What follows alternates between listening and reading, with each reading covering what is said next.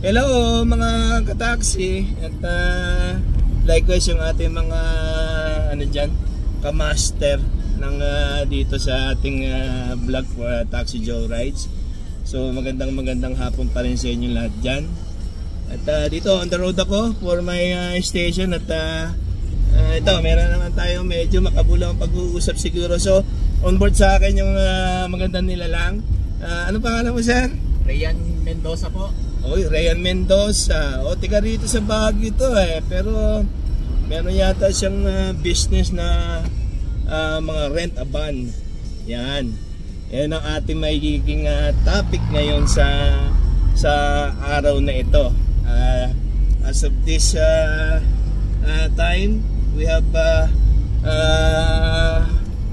PM in the afternoon, 5:30 o sabi mo 5:40 na. Sir Ryan ba? Ryan po. Ryan, no. So magandang pangalan, napaka-unique. Usually Ryan Ryan. Oh, maganda. Sir, ano itong van mo to? For hire po ba ito? Yes po, meron po tayong iba't ibang klaseng sasakyan. Meron po tayong Fortuner, meron po tayong van, meron po tayong Innova. Wow. For rent po siya. So ano po yung for hire na yan? O ano po ba yan? Naka-ano po ba yan? May permit ganito o whatsoever? Ganyan siya sa LTFRB. Sabihin natin na for hire, ganyan. Actually, wala po. Oo. So parang wala po siyang permit. Oo. Kolorum po siya. Pero merong kolorum. Mahirap. Hindi ko na sabihin yung kolorum. Medyo ano lang, diskarte lang siguro kasi may sariling van. Oo. Kasi usually yung mga van kasi na pumupunta rito sa Baguio galing ng baba. So na-apprehend ng mga LTO yan dito sa Baguio. So kailangan din na yung may kulang permit. Pero anyway, kung mga ang sakay mo naman kamag-anak naman no? Kamag-anak naman yung ang ating mga pinapasyal, walang problema. Oo. Pero tanong ko nga, sir, yung magkano ang per day niya na sinisingil usually sa mga ganyan? Oo, sir, depende po kasi iba-iba yan Kunyari dito sa Baguio, 2,000 po yan ang renta. Dito sa dito lang sa Baguio. In the city lang. Opo, 24 oras po yung presyo po nun. Okay.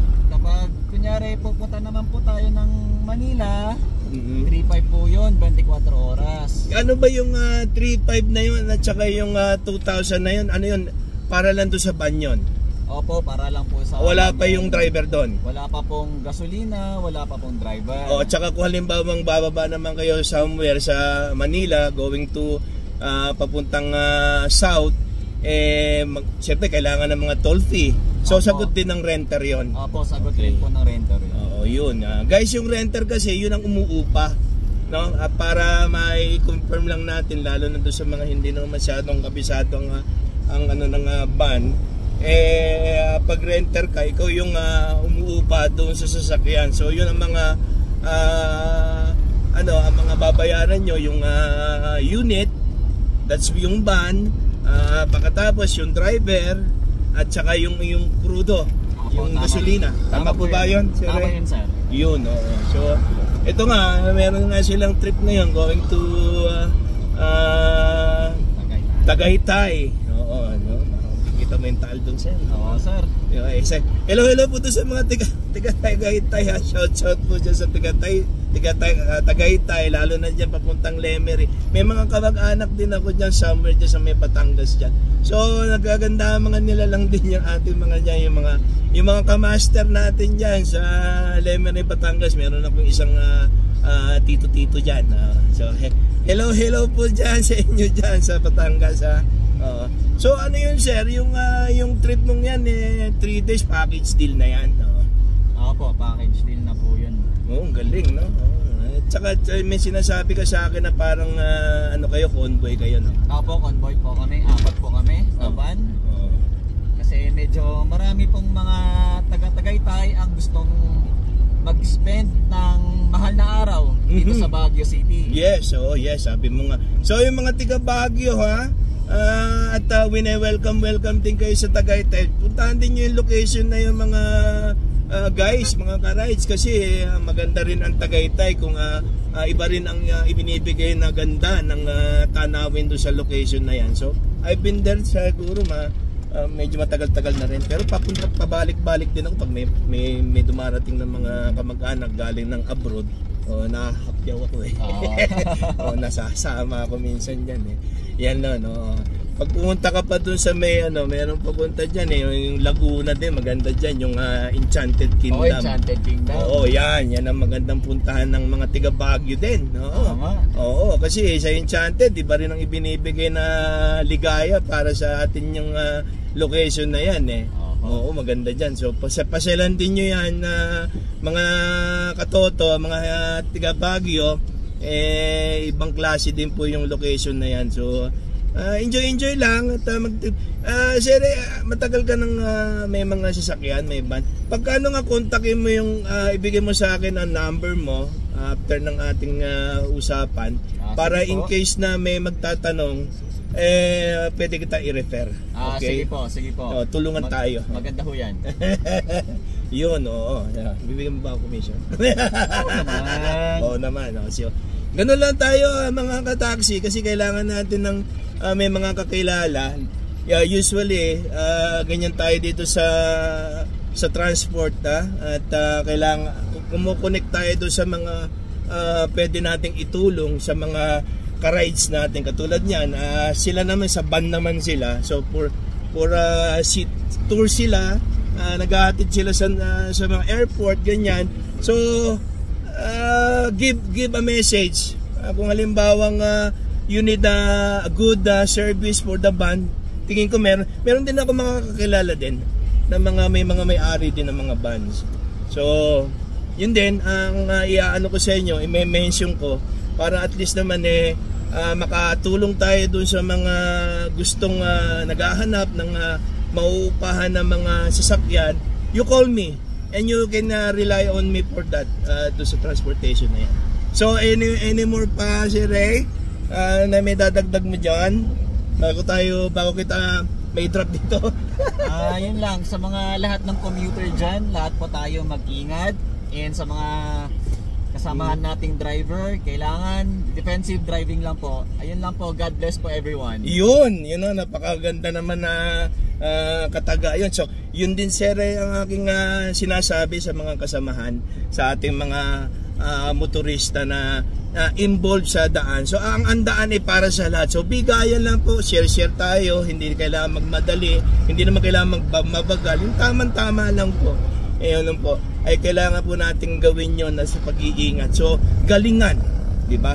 Galingan mag-drive. Palagi pong galingan po mag-drive. Hindi ko mo nakahawak ng manibela magaling na. So kailangan galingan pa rin natin.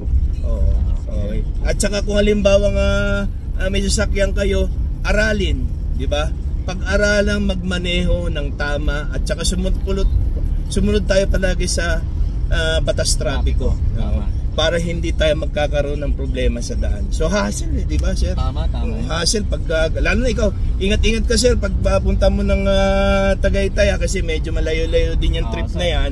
Kailangan kondisyon tayo bago tayo bumiyahe. Yun ang pinaka-isa pang most important thing na gagawin ng driver. So kailangan kumpleto sa tulog, may pahinga, yung kain. Yes, yung kain, kailangan may kape. Wag niyo titipirin yung sarili niyo pag nagugutom, kain. Ngayon kung halimbawa na medyo naiidlip naman ng konti, lalo na pabalik na ng Baguio, pwede naman tayo mag-take a nap kahit 15 minutes siguro, pwede yun. Pwede naman. Wag natin pipilitin na mag-drive tayo along the way na ikaw inaantok ka tapos pinipilit mo, kulang na lang lagyan mo ng stick yung talukot ng mata mo para bumuka yung mata mo. Wag po natin gagawin yun. So ako minsan meron din akong experience na ganyan na inaantok ako. Talaga hinihinto ko talaga yung car. Hinihinto ko yung sasakyan para at least makatake ako ng kahit 15 to 30 minutes lang na nap. Power nap. Power nap lang yun para ma-recharge lang yung ating system at hindi na tayo aantokin tapos i-continue natin yung journey natin. Tama yan. Para din kasi sa kaligtasan ng driver at ng buong katulad ng mga pasahero natin. Ligtas tayong lahat. Yes. Sabi mo nga, oo. Yun ang pinakamagandang naging usapan natin yan, sir. About doon sa ban, about sa pag-maintain ng sarili din natin. So bago din bumiyahe, so kailangan din natin chine-check lahat yung blue bag na sinasabi, di ba? Yung mga importante na things na dapat nating i-check sa ating mga sasakyan. Ayun. Kailangan yung mga sasakyan po natin, kailangan well maintained. Kasi mahirap na po pag masiraan tayo sa daan. Yes, ayun po. Lalo na pag long trip, di ba? Anyway, kahit dito lang, mas maganda na dyan, inuugali natin mag-check up tayo palagi ng ating sasakyan. Yun ang the most important thing. Ay, dito ka pala. Yung Lobstone. So ito, sumasakop ito sa Brookside. Brookside. Brookside dito, Brookside. Okay. Ayun, So, teka, itabi ko lang dito, daming bata rito. Nakakatakot dito Teka lang. At drop off, yes. Ayun yung isang kasama ko. Ayun, may kasama. Ay, isang ban na yan. Okay, usog ko lang ng konti.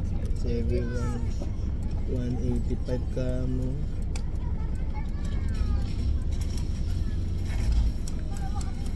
$260, sir? Bala ka na? Ayan, Oo. So, pag hello guys, at puputulin ko na yung aking vlog. At ingat-ingat po tayo lahat dyan. I will be back, start to shine.